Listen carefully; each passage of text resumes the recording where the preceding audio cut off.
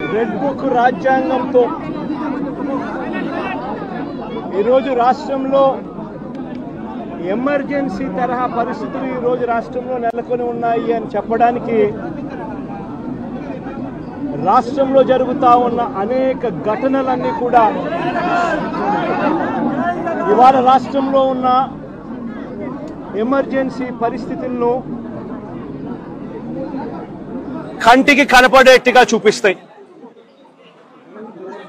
ఆశ్చర్యం కలిగించే విషయాలు నేను అడుగుతా ఉన్నాను. ఇదే చంద్రబాబు నాయుడు గారి ప్రభుత్వాన్ని అడుగుతా ఉన్నాను, చంద్రబాబు నాయుడుని అడుగుతా ఉన్నాను.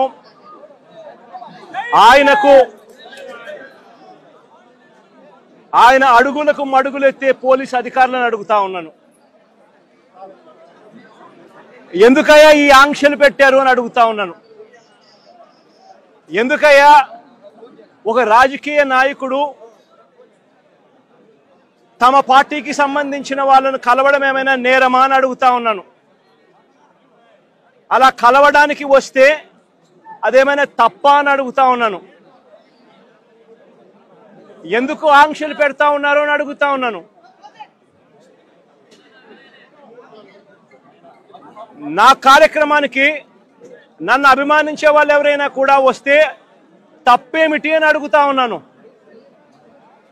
వాళ్ళను రానివ్వకుండా ఏకంగా రోడ్లన్నీ తోవారు. సందులు బొందులు ఎక్కడి నుంచి అయితే బండ్లు వస్తాయని అనుకుంటున్నారో, 2 వీలర్స్ వస్తాయని అనుకుంటున్నారో రాకుండా చేసేందుకు ఏకంగా రోడ్లను తవ్విన అధ్వానమైన పరిస్థితి బహుశా ప్రపంచ చరిత్రలో ఏ రాజకీయ పార్టీకి ఉండదేమో, ఒక చంద్రబాబు నాయుడు గారి పార్టీకి తప్ప. నిజంగా ఒక ప్రతిపక్ష నాయకుడిని చూసి చంద్రబాబు నాయుడు ఇంతగా భయపడతా ఉన్నాడంటే నిజంగా చంద్రబాబు నాయుడు గారు ఎక్కడైనా బావి చూసుకొని దుంకాలి. ఒక ప్రతిపక్ష నాయకుడిని చూసి, ఒక ప్రతిపక్షాన్ని చూసి ఇంతగా భయపడి ఆయన వస్తున్నాడేమో, ఆయన వస్తా ఉంటే అభిమానులను ఆపేదాని కోసం అని చెప్పి, ఆయన వస్తా ఉంటే ప్రజలను ఆపేందుకోసమని రోడ్లను కూడా తవ్విన చరిత్ర ఒక చంద్రబాబు నాయుడు గారికి మాత్రమే దక్కుతుంది.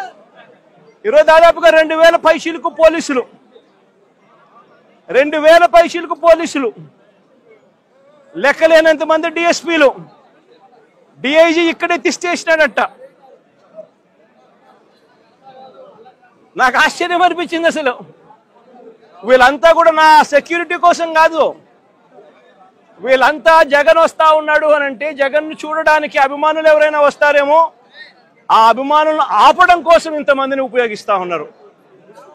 అంటే ఎంత వ్యతిరేకత చంద్రబాబు నాయుడు గారి ప్రభుత్వం మీద ఉంది అని చెప్పడానికి, ఎంతగా చంద్రబాబు నాయుడు గారు తన పాలనను చూసి తానే భయపడతా ఉన్నాడు అని చెప్పడానికి ఇంతకన్నా ఇంకా వేరే నిదర్శనాలు కూడా అవసరం లేదు.